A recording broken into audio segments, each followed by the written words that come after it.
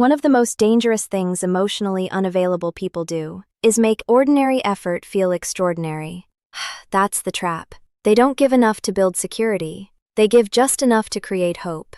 And if you stay in that dynamic too long, you start competing for things that should have been normal from the beginning. A consistent reply, a clear plan, a kind tone, one honest conversation, one moment of vulnerability, 1 week without distance, one text that makes you feel seen again. Now suddenly the bare minimum feels like a reward, and that changes you.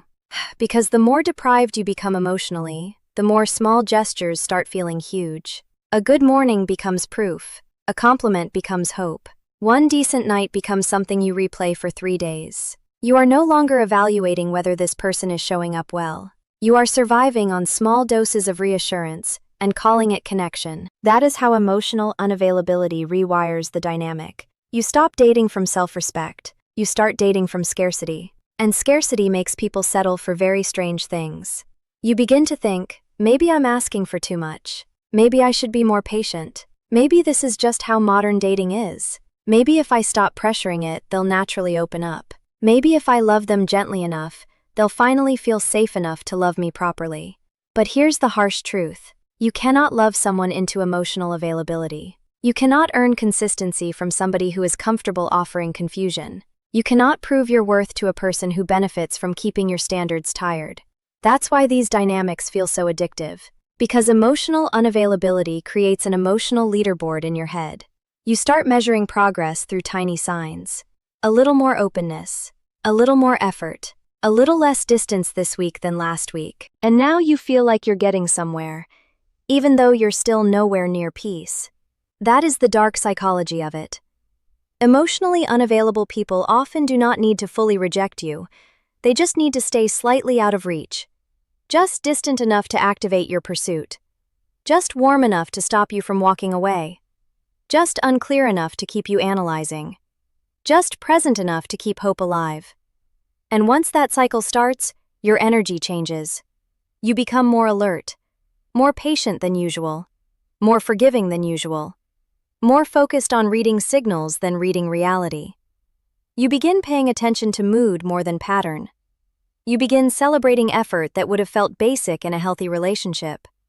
You begin shrinking your needs so the little they do give feels easier to accept. That is where self-worth starts leaking. Not in one dramatic moment, but in small negotiations, small excuses, small acts of self-abandonment repeated over time. You tell yourself not to overreact, not to be too demanding, not to ruin it, not to ask for too much too soon. But if basic emotional steadiness feels like too much to ask for, you are already in the wrong dynamic.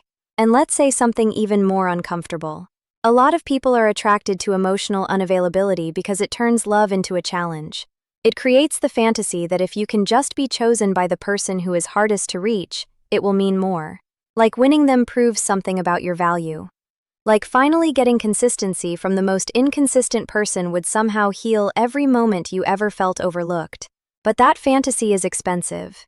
Because while you are trying to win someone emotionally unavailable, you are often losing yourself in the process.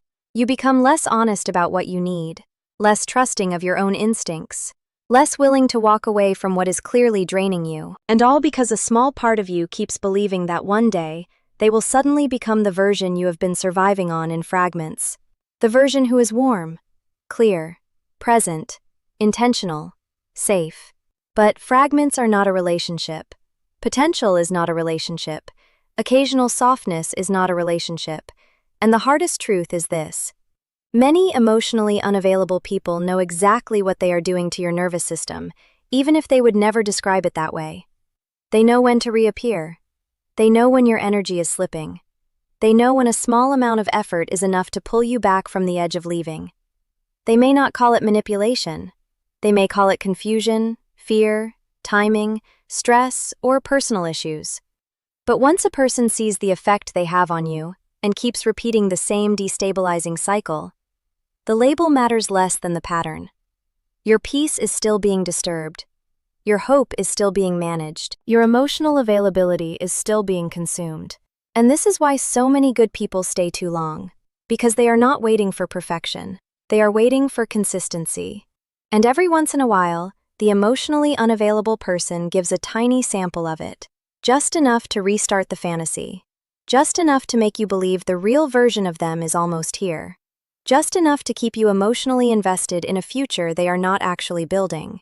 That is why it hurts so deeply. Because you are not just grieving the person, you are grieving the version of them you kept meeting in pieces and hoping would one day arrive fully. But hope can be dangerous when it keeps you attached to harm. That is the sentence people need to sit with. Hope is beautiful when it moves you toward something healthy.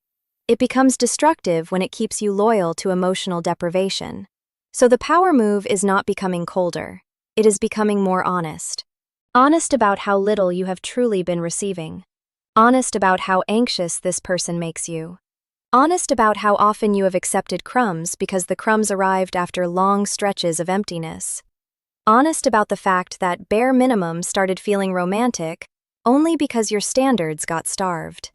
You have to retrain your mind to stop glorifying what should be normal. A good morning text is not intimacy. One vulnerable moment is not emotional availability. 1 week of effort does not erase months of instability. A little consistency is not impressive when inconsistency was the pattern.